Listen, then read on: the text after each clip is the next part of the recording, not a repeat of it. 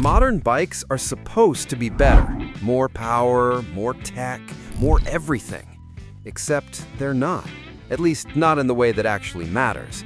Today, I'm going to prove that by looking at 10 motorcycles that would still make a 2025 superbike feel nervous. These were machines so extreme that insurance companies flat out refused to cover them. Bikes that were faster than the roads they were built for, and designs so obsessed with riding that modern motorcycles quietly moved away from them. This isn't about nostalgia, it's about engineering and what happens when performance comes first. Bike number 10, Honda CB750, 1969 to 1978. The bike that started the revolution, the Honda CB750. Now, technically, this beast dropped in '69, but it absolutely dominated the entire '70s. And modern bikes, they still wish they had this kind of impact. When Honda unveiled this 736cc inline 4 in 1969, they didn't just raise the bar, they obliterated it. Electric start, check. Front disc brake, check. An engine that didn't leak oil like a British bike with commitment issues? Oh yeah. Here's what kills me. The CB750 only made 67 horsepower. Modern bikes make twice that. But you know what? Who cares? Because this thing had 0 computers telling you how to ride. This machine weighed 480 pounds and had 0 electronic interference. No traction control cutting your power, no ABS pumping your brakes, just you, the throttle, and raw mechanical honesty. Quarter mile in 13 seconds flat. Top speed, 125 miles per hour. And the kicker? It's still more reliable than a 2024 Ducati Panigale. You can buy one for under 10 grand, fix it with a basic toolkit, and ride it for another 50 years. Modern bikes can't touch that simplicity. Bike number 9, the Kawasaki Z1, 1972 to 1975. The bike Honda didn't see coming, the Kawasaki Z1. Honda threw the first punch with the CB750. Kawasaki came back with a sledgehammer. 903 cubic centimeters of pure Japanese fury. Double overhead cams, 4 carburetors, and 82 horsepower that would embarrass a modern Kawasaki Z900 RS. They called it the King of Cool. They called it the New York Steak. But Kawasaki, they called it revenge. This beast could hit 130 miles per hour in 1972. Let that sink in. While Americans were driving Pintos and Vegas, Japanese engineers were building a motorcycle that could outrun most modern cars. And get this, Kawasaki built this engine so tough that they basically kept using it for 40 years. Same bones, same reliability. Because when you nail it the first time, why change? Modern bikes with their 15,000 RPM red lines and titanium this and carbon fiber that, they're lucky to make it to 50,000 miles. A Z1, you'll find examples running around with well over 100,000 miles on the original engine without major work. That's not a motorcycle, that's a statement. And speaking of statements, keep watching because number 7 is the bike insurance companies literally refuse to cover. The most terrifying machine ever built. Bike number 8, Yamaha RD400, 1976 to 1979. The bike that made 4-strokes look fat and slow, the Yamaha RD400. 399 cubic centimeters, 2-stroke twin, and an attitude problem that would get it kicked out of every modern emissions test in existence. This thing weighed 360 pounds. 360 pounds. A 2025 Yamaha R3, 375 pounds. A Kawasaki Ninja 400, 366 pounds. And they wonder why they can't keep up with an RD400 and the twisties. Okay, pause. Let me show you something. The RD400 made 40 horsepower. Sounds pathetic, I know. But at 360 pounds, that's 111 horsepower per 1,000 pounds. A modern Yamaha R3 with all its fancy fuel injection and tech, 102 horsepower per 1,000 pounds. The 40-year-old bike wins on paper with carburetor technology from the Nixon administration. But it gets better. Top speed, 105 miles per hour. Quarter mile, 14.2 seconds. And it got 50 miles per gallon while doing it. Show me a modern sport bike that can do all of that. I'll wait. This is what happens when engineers prioritize riding over lawyers. Bike number 7, Kawasaki H2 Mach 4, 1972 to 1975. The bike insurance companies literally refused to cover the Kawasaki H2 Mach 4. They called it the Widowmaker. They called it terrifying. Kawasaki called it marketing. 748 cubic centimeters, 2-stroke triple, 74 horsepower sent to the rear wheel through a motorcycle that weighed less than 400 pounds. Do the math, that's insane! This bike would wheelie in first, second, and third gear if you even looked at the throttle wrong. The handling? One magazine described it as a shopping cart filled with angry hornets. So why is this death trap on the list? Simple. Modern bikes are sanitized, they're nerfed, they're boring as hell. The H2 remembered that motorcycles are supposed to be a little bit dangerous. Look, the H2 taught you precision. It taught you throttle control that modern riders never develop. It taught you that you control the machine through skill, not that some computer controls you through software. Modern bikes with their traction control and wheelie control, those are training wheels. The H2 was a graduation ceremony. Quarter mile in 12.4 seconds. Top speed, pushing 125 miles per hour while demanding your full respect every single second. That's not a motorcycle, that's a rite of passage. Bike number 6, the Honda CB350. 1968 to 1973. The underdog that stole the show, the Honda CB350. Now, I know what you're thinking. This list is all about power and speed. Why is a 350 here? Because this bike proved something the industry doesn't want to admit. You don't need more displacement. You don't need 1,000 cc's. You don't even need 500. 325 cubic centimeters, parallel twin, 36 horsepower, and hundreds of thousands sold in the US alone. Let's talk money. A new 2025 Yamaha R3, $8,000. Kawasaki Ninja 400, $7,000. You know what a CB350 cost new? $799. In today's money, that's about $6,000. But here's the beautiful part.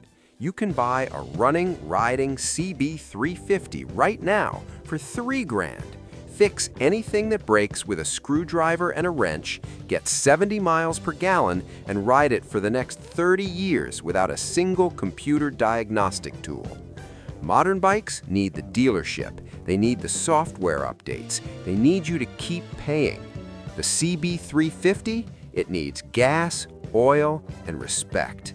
While the big bikes fought for glory, this scrappy middleweight snuck past the gatekeepers and proved that accessible beats excessive every single time. That's not obsolete. That's freedom. Bike 5. Suzuki GT750, 1971 to 1977. The bike that pioneered water cooling when everyone else was still air-cooled. The Suzuki GT750. The Brits called it the kettle. Americans called it the water buffalo. 738 cubic centimeters, 2-stroke triple, liquid-cooled in 1971. I mean, come on. Suzuki put a liquid-cooled engine in a production motorcycle when Nixon was still president. Modern manufacturers act like they invented liquid cooling last Tuesday. Suzuki figured it out in 1971, half a century ago. Want to know why this bike makes a 2024 BMW K1600 GT look stupid? It made 67 horsepower, would cruise all day at 80 miles per hour, got 40 miles per gallon, and could carry 2 people and luggage without complaint. Modern touring bikes? They need panniers that cost $3,000, electronics packages that fail in the rain, and maintenance schedules written by people who want you back at the dealership every 6 weeks. The GT750? Oil in the tank, gas in the fuel tank, and ride. Simple, effective, unbeatable. Bike number 4. Yamaha XS650, 1970 to 1984. The bike that killed the British motorcycle industry, the Yamaha XS650. 650 cubic centimeters, parallel twin, single overhead cam, and a middle finger to every British manufacturer who thought they owned the middleweight market. Here's what happened. Triumph, BSA, Norton, they all made parallel twins, beautiful bikes, gorgeous engines, and they leaked oil, broke down constantly, and required valve adjustments every other Tuesday. Then Yamaha showed up with the XS650 and said, what if we built a British bike that actually works? 53 horsepower, top speed 110 miles per hour, quarter mile in 13.8 seconds, and here's the killer feature. You could actually ride it to work every day without carrying a toolbox in your backpack. The British manufacturers went bankrupt. The XS650 is still here. You want to know why custom builders still use XS650 engines 50 years later? Because they're bulletproof. You can modify them, tune them, abuse them, and they just keep running. Modern parallel twins with their complicated valve trains and emissions equipment? Good luck getting any customizer to touch them. The XS650 laughs at planned obsolescence. Bike number 3, the Kawasaki KZ900, 1976 to 1977. The bike so good, police departments trusted their lives to it. The Kawasaki KZ900. This is the Z1's younger brother. Same 903cc engine, refined ergonomics, better handling, and absolutely zero respect for anything with 4 wheels. 82 horsepower, 550 pounds wet, and the kind of mid-range torque that would make a modern Triumph street triple look anemic. Police departments across America use these as pursuit bikes. Think about that for a second. When your job is chasing criminals at high speed through city streets, you bet your life on a KZ900, not a BMW, not a Harley, a Kawasaki. Why? Because when you need to go from 60 to 100 miles per hour right now, not in 3 seconds, but right now, you don't want computers calculating your throttle input, you want power immediately. Modern police bikes, they're BMWs and Harleys, expensive, complicated, and constantly in the shop. The KZ900 proved something modern manufacturers forgot. When it absolutely, positively has to work every single time, simple is superior. That's not just a motorcycle, that's a philosophy. Bike number 2, the Honda CB550, 1974 to 1978. The bike that proved you don't need 1,000 cubic centimeters. The Honda CB550. 544 cubic centimeters, SOHC inline 4, 50 horsepower, and the perfect answer to everyone who says bigger is better. Modern 600cc bikes make 120 horsepower.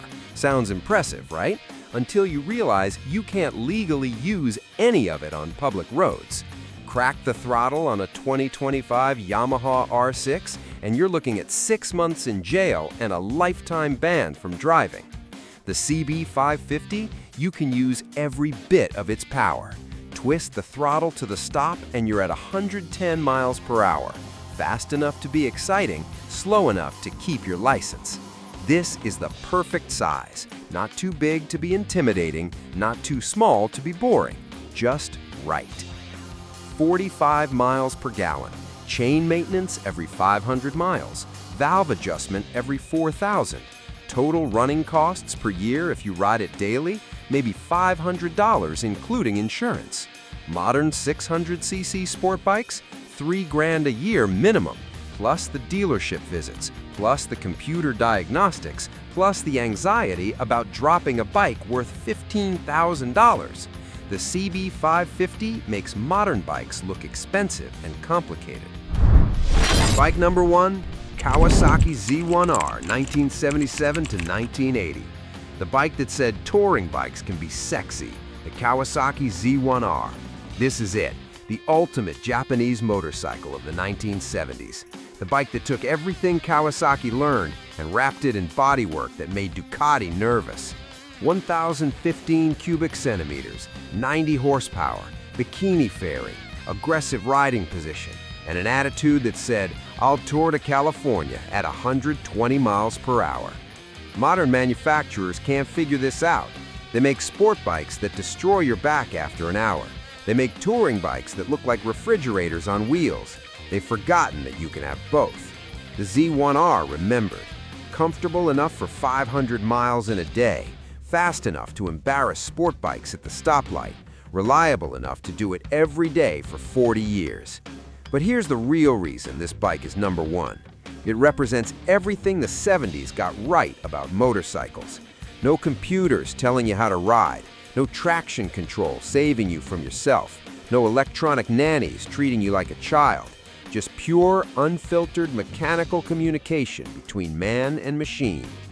Modern bikes might be faster, they might be more advanced, but the Z1R understood something modern engineers forgot. A motorcycle isn't supposed to be perfect, it's supposed to be alive. And nothing built today feels this alive. 10 motorcycles, one revolutionary decade, and a lesson modern manufacturers refuse to learn. The 1970s didn't give us perfect bikes, they gave us honest bikes. Machines that demanded skill, rewarded bravery, and lasted forever. Modern bikes are faster, they're more powerful, they're loaded with technology, but they're not better. Because somewhere along the way, we forgot that motorcycles aren't just transportation. They're not appliances you plug in and forget about. They're, partners? They teach you things. They demand respect. These 10 machines from the 70s still destroy modern bikes where it matters most, in the soul. If you believe that real motorcycles should be simple, reliable, and built to last forever, smash that like button. If you think modern bikes have lost their way, drop a comment telling me which 70s bike you wish you owned. And if you're wondering which single motorcycle from this list you should actually buy with your money, I've got the complete buyer's guide ready for you. That video is right here. Don't make a $10,000 mistake. Watch it next. The 70s understood something we forgot. Less is more. Simple is superior. And real motorcycles make you feel alive. Thanks for watching. Now get out there and ride.